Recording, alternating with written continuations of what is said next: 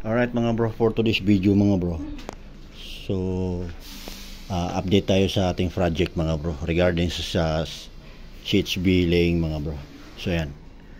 Yan na po yung CHB laying natin mga bro. Yan. Yan yung pinakaano dyan mga bro. Yung hanggang dyan lang yung CHB laying natin mga bro. Then biga na yung sa taas niyan mga bro. Alright mga bro. So yan. So ito, kailangan itataas pa natin to. Itong area na to mga bro. Ayan, so kailangan pa natin dalawang patong dito. Ayan, dalawang patong pa ang kailangan natin dito. Ayan. So ito yung window ng kwarto. Kasi ito yung kwarto mga bro. Itong nasa buhanginan na to. Ito. Ayan. Itong area na to ang kwarto. Then ito sasagad natin to. Ito yung pinaka partition nya. Then ito may wall tayo dito.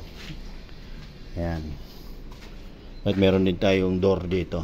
Alright mga bro. So meron tayong sa previous vlog natin mga bro, meron tayong bintana rito na diniscuss kaso pinasara. Ayan. So ito na lang daw isa. So lalakihan daw ito. Ayan mga bro. Yan po yung pinaka-latest na update sa ating trabaho mga bro, sa ating project. So yan. So hanggang dito yan, ganyan na lang siya. Then itataas na lang yung tansi natin dito para magiging slope. Alright siya, sloping beam ang mangyayari. Lalagay natin dyan mga bro. Ayan. So as per ng ating client mga bro, itong trusses natin dito is temporary lang ito. Ayan. So kukulamber lang daw ang magiging trusses natin dito. Then itong yero, yan na rin daw. So temporary lang. Si medyo okay na post na sila sa budget. Ayan, temporary lang yun siya. Then once na magkaroon sila uli ng budget, igagawin trusses natin to mga bro. Alright mga bro. Ayan. Yan mga bro, yan po yung pinaka latest update ng ating project regarding sa CHB laying. So yan. So yung comment natin sa YouTube channel natin mga bro, nagtatanong po siya regarding dito sa septic tank natin kung mayroon ba tayong ventilation. So ito po yung masasabi ko, ito yung comment na yung sagot ko sa comment. Ito po yung ventilation nya. Ito yung septic tank natin, itong area na to. Ito yung ventilation nya mga bro. Ayan, ventilation nya to. So sasagad to sa yero.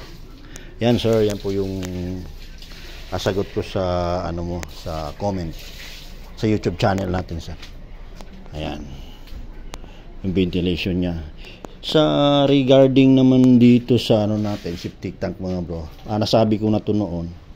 May nagtatanong na kailangan ba talaga daw lagyan ng overflow. Oh, of course naman, kailangan lagyan natin ng overflow yung septic tank natin. Kasi once na, kasi kalimiting kasi tubig yung napupuno niyan, nakakapuno ng tubig yan.